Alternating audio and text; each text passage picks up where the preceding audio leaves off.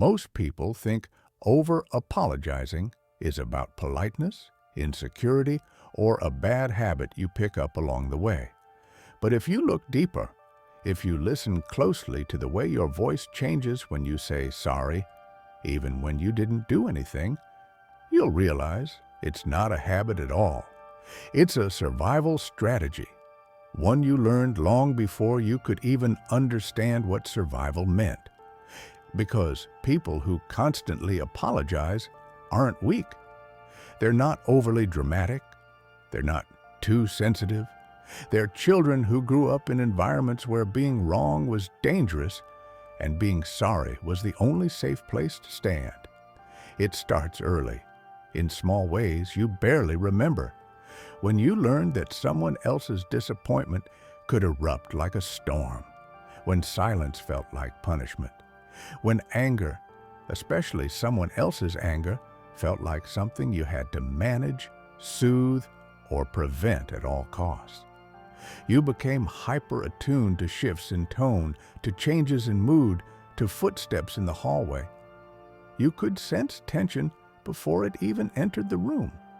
And so you developed the one thing that made the world around you feel slightly more predictable. You apologized, not because you were wrong, but because it kept the peace, not because you caused the problem, but because "I'm sorry" became a way to stop things from getting worse. Your nervous system learned something powerful. If you take the blame quickly enough, maybe the explosion won't happen. Maybe the door won't slam. Maybe the shouting won't start. Maybe they won't leave. You didn't apologize to admit guilt. You apologized to stay safe. But years later, long after that environment has changed, your body still reacts as if every minor inconvenience is your fault. Someone sighs, someone frowns, someone gets quiet, and your first instinct is still the same. Sorry. You say it before your brain even has time to form a thought. It comes out automatically, like a reflex carved into your behavior. People around you might laugh it off. They might tell you you're too dramatic or too accommodating, but they don't understand that your apology is not a word. It's a shield. It's how you try to control situations that feel bigger than you. It's how you try to protect yourself from conflict, rejection, or loss. You're not apologizing for the situation, you're apologizing for existing in it. And that's the deeper wound behind all of this, the belief that your presence is a burden. Somewhere along the way, you internalize the idea that simply taking up space can inconvenience others, that your needs complicate things, that your emotions make life harder for people. And if you believe that, even subconsciously, you'll spend your entire life trying to shrink yourself. You'll say sorry for asking a question, for needing clarity, for setting a boundary, for having an opinion, for expressing discomfort, even for someone else's mistake. You apologize because you feel responsible for the emotional stability of everyone around you. You apologize because you believe harmony is your job. You apologize because conflict feels like danger and peace feels like your duty. But here's the truth you never got the chance to learn. It isn't your responsibility to absorb the emotional impact of every moment. It isn't your job to keep the world calm, and someone else's reaction is not your fault, nor your obligation. Most chronic apologizers are actually deeply empathetic people. You feel the world intensely, you pick up on subtle cues, you sense tension before anyone else does. This sensitivity is not a flaw, it's a gift. But when it's shaped by fear instead of safety, it becomes self-blame. You'd rather hold the weight yourself than risk disappointing someone. You'd rather say sorry than let someone be upset, even if their anger has nothing to do with you. What's ironic is that people who over-apologize often end up surrounded by those who under-apologize. People who never take responsibility, never admit fault, never say sorry even when they should.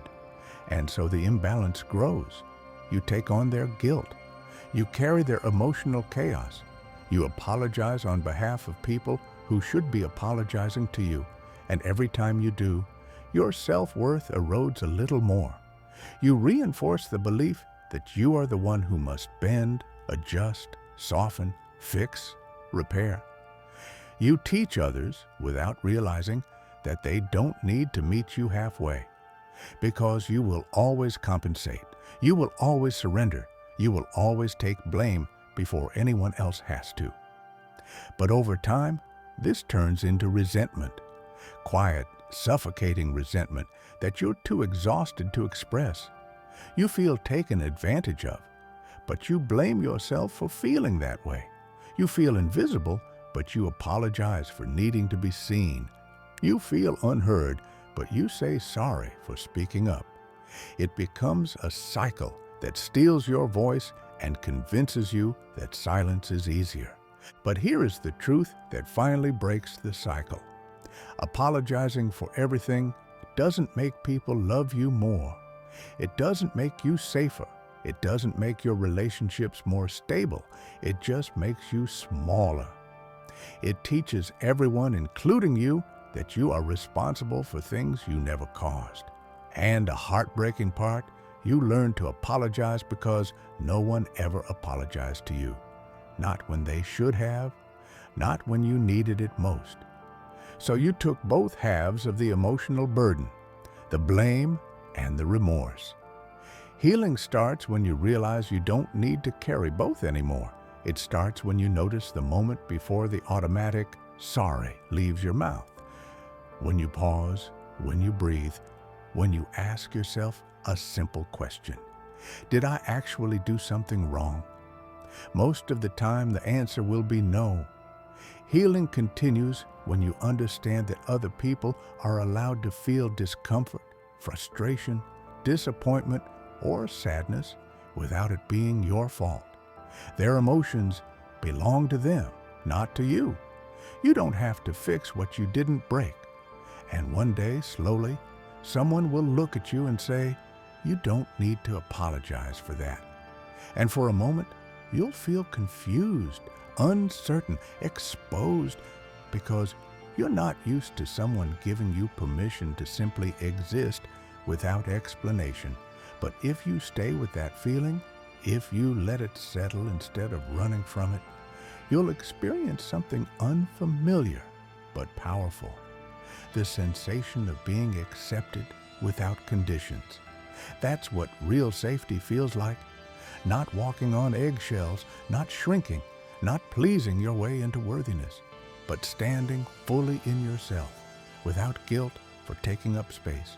When you stop apologizing for things that aren't your fault, you start seeing the world differently. You start seeing yourself differently. You begin to realize that your needs are not inconveniences, your feelings are not disruptions, your presence is not a problem to solve. You are not here to cushion the emotions of everyone else. You're here to live. And the people who truly care about you, who genuinely deserve a place in your life, will never need you to apologize for simply being who you are.